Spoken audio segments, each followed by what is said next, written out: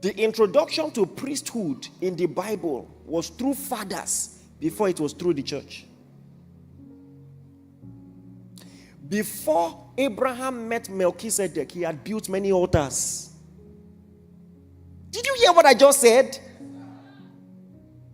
It wasn't when Abraham met Melchizedek that he started learning how to build altars. So the first altars were built by a father for his family. God of Abraham and Isaac and Jacob. It was a family affair.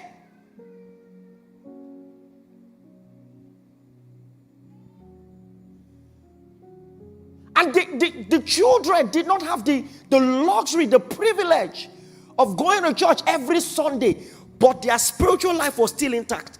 Do you know the implication of that?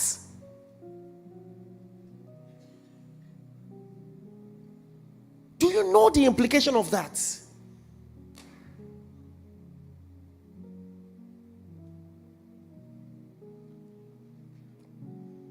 That if I never went to church, I will still be a believer. I might be deficient in knowledge. I might be deficient in fellowship. But at the core, are you getting what I'm saying, please? See, if you understand what I'm just saying.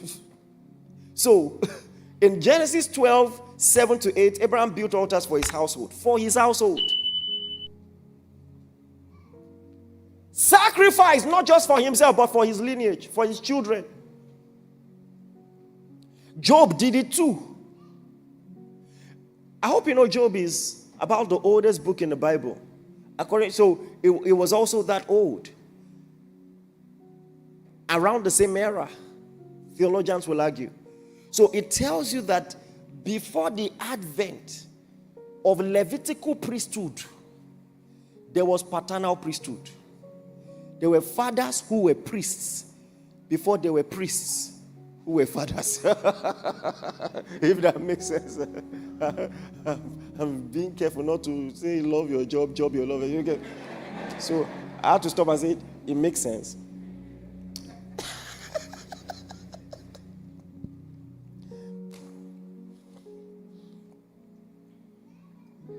Think about it. What did Job know that will make him stand up and make sacrifices for his children? Now, there were some things that he still didn't know, obviously. To obey is better than sacrifice. That's another class. So Job wasn't the stellar example. You don't allow your children partying every day and then just be sacrificing for them. Come on, do you get what I'm saying? You can tell from the story of Job, from how things ended, that at the end of the day, your sacrifice will only secure you.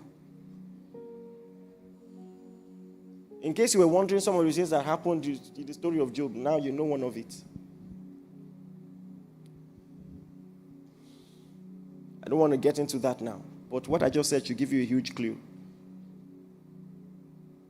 The children were not living purposefully. They were taking turns. Today we'll party in your house. Tomorrow we'll party in your house. They were partying every day. And it was the father alone who had the consecration, sacrificing for the children. So that's another extreme. But at the end of the day, the idea of altars and priesthood again was paternal. It was what, please? And then you come to Deuteronomy chapter 6 from verse 6. Deuteronomy chapter 6 from verse 6. It says, and these words which I command you today shall be in your heart. Verse 7. You shall do what? Listen. Oh my God. This is not good parenting advice. This is an instruction. You shall teach them diligently to your children. You shall talk to them when you sit in the house and when you walk by the way, when you lie down and when you rise up, Some of you don't even have that quality time with your children once a month. And I don't blame you. I know that, see, life can be tough. And the economic burdens, is still for the same children that you're working so hard. Or that's what we say. Because if the children say it's for us, Abi, okay, we don't mind. Spend some time with us. Leave money for a while.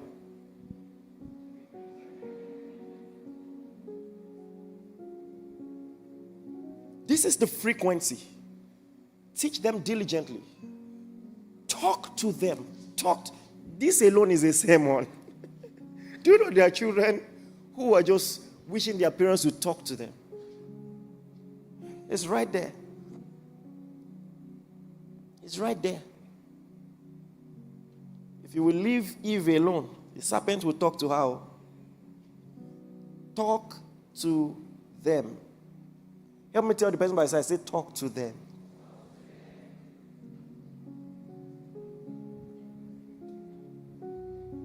Talk to them when you sit in your house and when you walk by the way, meaning go out on walks with them. Are you seeing this? Go out on walks with them. You see, when you walk by the way and when you lie down and when you rise up.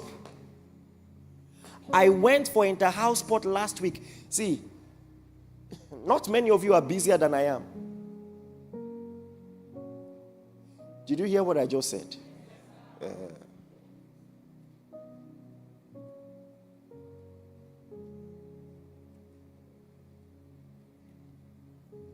I have their teachers' numbers on my phone. Sometimes I call if I want some feedback. Or if my children tell me something, because they will tell me. My children are not the type of children that you say, don't tell your daddy. They will tell.